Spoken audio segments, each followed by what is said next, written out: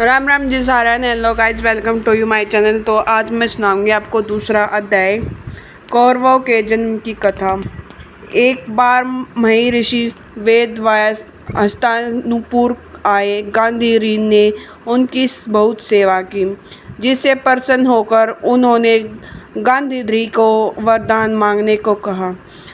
गांधी ने अपने पति के समान ही बलवान 100 पुत्र होने का वर मांगा।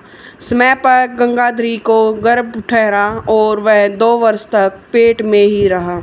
इससे गंगाधरी घबरा गई और उसने अपना गर्भ गिरा दिया।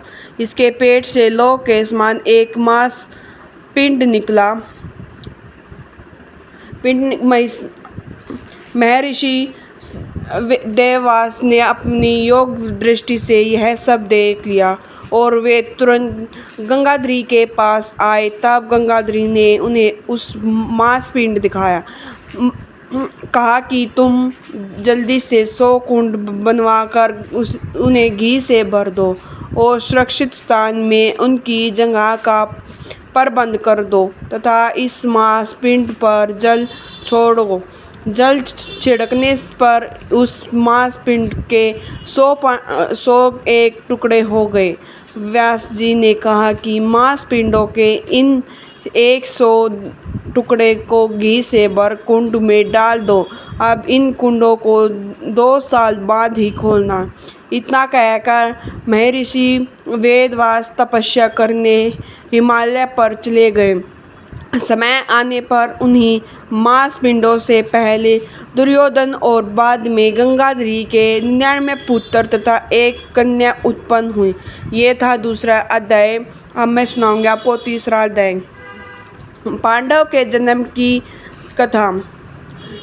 पांचों पांडवों का जन्म भी बिना पिता के विश्रय के हुआ था। एक बार राजा पुंड अपनी दोनों पत्नियों कुंती और माद्री के साथ आखेट के लिए वन में गए। वहां उन्हें एक मर्ग का मिथुनतर जोड़ा दृष्टिगत हुआ। पांडव ने तत्काल अपने बाण से उस मार्ग को घायल कर दिया।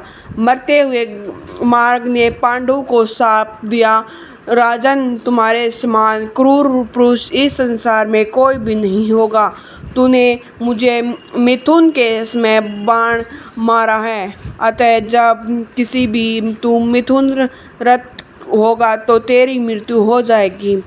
इस श्राप से पांडव अत्यंत दुखी हुए और अपनी रानियों से बोले, हे देवियों, अब मैं अपनी समस्त वासनाओं का त्याग करके इस वन में ही रहूँगा। तुम लोग हस्तिनापुर लौट जाओ। उनके वचनों को सुनकर दोनों रानियों ने दुखी होकर कहा, नाथ, हम आपके बिना एक क्षण भी जीवित नहीं रह सकते। आप हमें भी वन में अपने साथ रखने की कृपा कीजिए। पांडव ने उनके अनुरोध को स्वीकार करके उन्हें वन में अपने साथ रहने की अनुमति दी। इस दौरान राजा पांडव ने अमावस्या के दिन ऋषि मुनियों को ब्राह्मण जी के दर्शन के लिए जाते हुए देखा। उन्होंने इन ऋषि मुनियों से स्वयं को साथ ले जाने का आग्रह किया।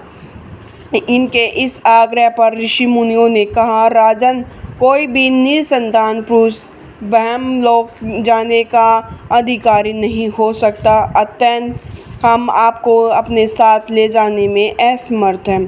ऋषि मुनियों की बात सुनकर पांडव अपनी पत्नी से बोले, हे कुंती, मेरा जन्म लेना ही व्यर्थ हो रहा है, क्योंकि संतानहीन व्यक्ति पितृ ऋषि ऋण, देव ऋण और मनुष्य ऋण से मुक्ति नहीं पा सकते। क्या तुम पुत्र प्राप्ति के लिए मेरी सहायता कर सकती हो?